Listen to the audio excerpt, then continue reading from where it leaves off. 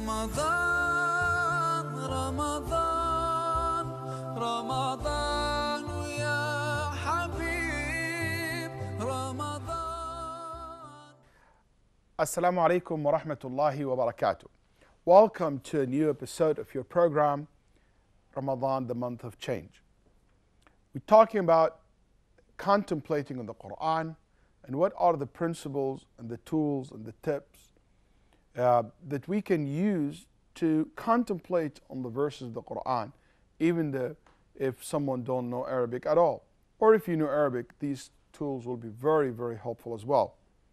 Last time I said, look at the context of where Allah subhanahu wa ta'ala mentioned His names and attributes. So anytime you see one of Allah subhanahu wa ta'ala names or one of His attributes or more than one, look at the context of the basically of the verse. Look at why Allah mentioned these names in this context, why Allah mentioned it in regard to this ruling, in regard to this incident. And now the third principle, anytime that you see multiple names and attributes mentioned, start asking yourself this question. What's the relationship between these two attributes? Why Allah subhanahu wa ta'ala paired them together? What the relationship, why Allah choose these two in particular to come together?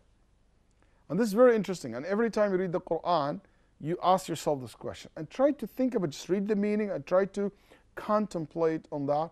Try to find out what will be the wisdom.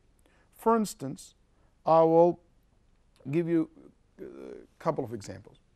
Allah subhanahu wa ta'ala said in Surah Ghafir, verse 16, أعوذ بالله من الشيطان الرجيم يوم هم بارزون لا يخفى على الله منهم من شيء لمن الملك اليوم لله الواحد القهار. The day they come forth, nothing concerning them will be concealed from Allah. To whom belongs everything this day? To Allah, the one, Al-Wahid Al-Qahhar, the one which is Al-Wahid Al-Qahhar, the prevailing, the one who controls, the one who overtakes everything. Here, Al-Ulama rahimahullah said, look at this. He combined between these two names, Al-Wahid, the one, and also the prevailing, the one who took over everything. What's the connection, you ask yourself? And by the way, they come alongside together. Al-Qahhar and the one, Al-Wahid Al-Qahhar, Al-Wahid Al-Qahhar. Al-Ulama rahimahumullah said, this is because the king and leaders, usually they prevail not by themselves. They prevail because their father, who is another king, helped them. Or because they have a strong army, that's why they overtook the country. They have a strong military. They have assistance. They build alliance with other maybe nations. So usually people prevail not by themselves. They need other exterior factors to make them prevail, to make them win, to make them take over, to make them in control. But when it comes to Allah subhanahu wa ta'ala, Allah keep telling us that He's Al-Wahid Al-Qahhar. He overtake and He prevail and He control everything by Himself. He needs no one's help.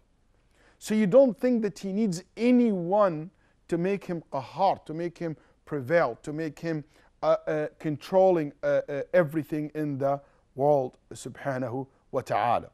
It illustrates this uniqueness in His power subhanahu wa ta'ala. Another example, Allah subhanahu wa ta'ala said, وَهُوَ الْغَفُورُ الْوَدُودُ وَهُوَ الْغَفُورُ الْوَدُودُ ذُو الْعَرْشِ الْمَجِيدُ فَعَّالٌ لِمَا يُرِيدُ. And He is the forgiving and the affectionate. Al-Wadud.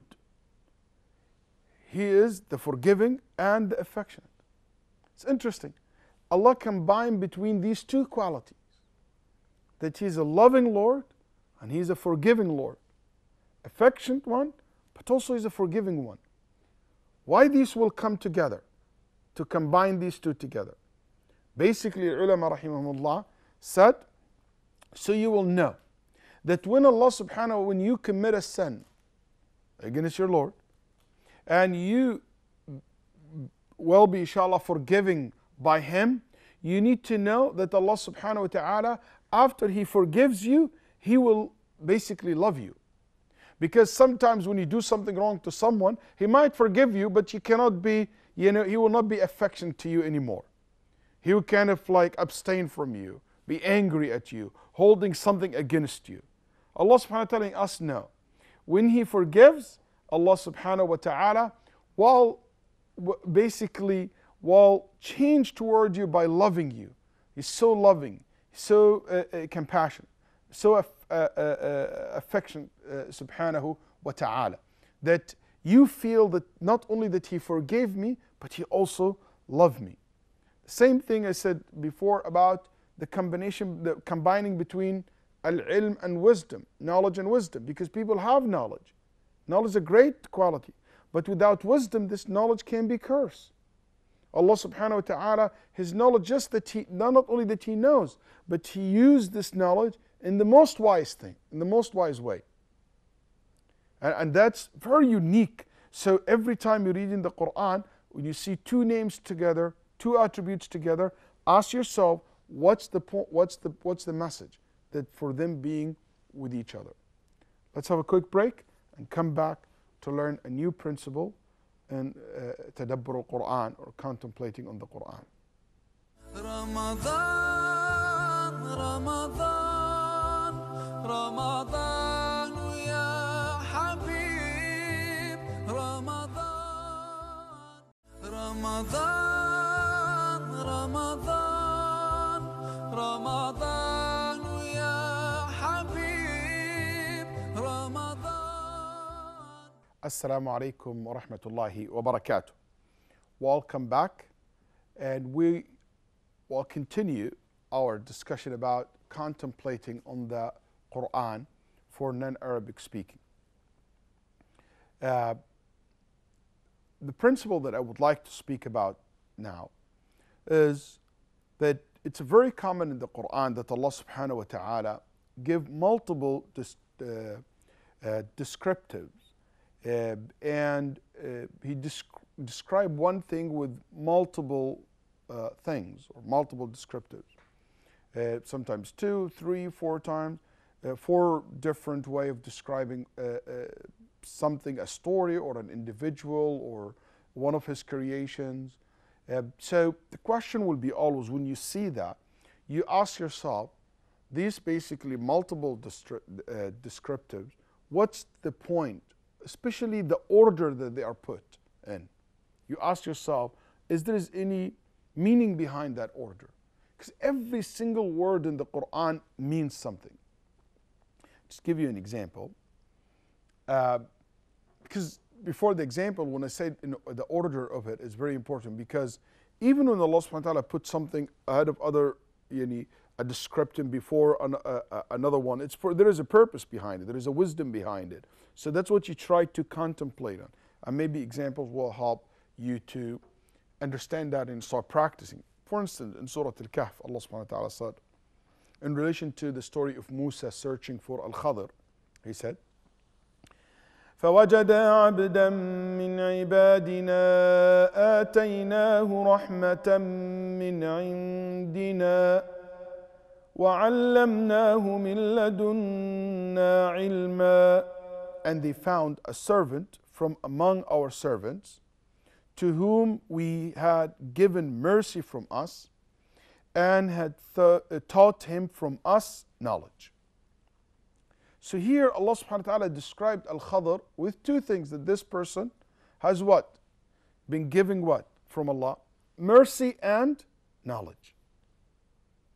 So the question you ask yourself, why these 2 come together? And what's the point from having mercy before knowledge? Al-ulama rahimahumullah said, because knowledge, if it's not combined by mercy, this knowledge can make people rigid, can make people always interested in judging people. Some people, their knowledge turned them to like judging people and making them basically so rigid and too technical. But no, Al-Khadr, and the point and the message that the Quran is sending to us, that would make Al-Khadr so special, that he has mercy before knowledge. Because if you don't combine these two together, people will not like you as a teacher, will not like you as a da'iyah. So many people care to develop their knowledge, but they don't care to develop their character. That's why Allah subhanahu wa ta'ala told Muhammad sallallahu alayhi wa sallam, وَلَوْ كُنْتَ فَضًّا غَلِيظَ الْقَلْبِ لَنْفَضُّوا مِنْ حَوْلِكَ. If you are rude, if you are mean, they will run away from you. فَبِمَا رَحْمَةٍ مِّنَ اللَّهِ لِنْتَ لَهُمْ. It is because of the mercy of Allah, you became soft. You became a person of mercy. That's why they love you, Muhammad. That's why they will take from you. So when you read this, you say to yourself, you know what? Information is not as important as the character. Basically, that body that will adopt this knowledge, that consume this knowledge. This body should be a body of a person who filled with mercy. Because merciful teachers more likely will be sought for teaching. But those who have no mercy, nobody want to learn from them, want to hang out with them or be in their company. Another example, Allah subhanahu wa ta'ala said in Surah Al-An'am, وَكَذَلِكَ جَعَلْنَا لِكُلِّ نَبِيٍّ عَدُوًّا شَيَاطِينَ الْإِنسِ وَالْجِنِّ. Allah subhanahu wa ta'ala said, and we have made for every prophet an enemy, devils from mankind and jinn. Ulama rahimahullah said, look at the order. Just think, devils from mankind and jinn. You will think devils, think about jinn, about Iblis, shaitan. But Allah mentioned humans before jinn. You ask yourself, what is the order here for? It's to show you that the devils among humans are way worse than jinn. The human beings who have the heart of devils, the mind of devils, can be more devastating and more dangerous and reject the haqq and the truth and the message of Allah subhanahu wa ta'ala way more than the jinn. Their impact and effect and their enmity, it's way worse than the jinn. So you can think of that. And basically you start thinking about them. Once someone asked me, طيب Sheikh, in Surah Al-Nas, Allah subhanahu wa ta'ala, مِنَ الْجِنَّةِ وَالنَّاسِ. You asked protection from the evilness of al-jinnah wal-nas. And somebody asked me once, what's the order here?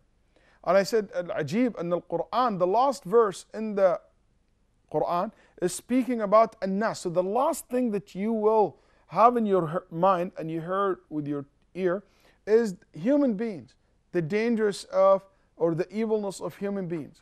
Because we deal with human more than jinn. So you should be worried about it. That's why it's the last kind of word that you will hear in the Quran, to be stick in your head, that you always be worried about the evilness of human being and to protect yourself from it.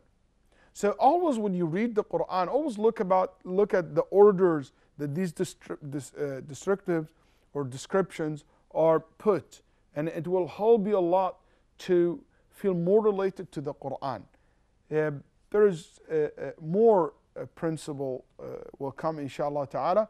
So looking forward to see you in the next episode. May Allah subhanahu wa ta'ala give us the ability to understand His book and to contemplate in the Quran and to benefit from it.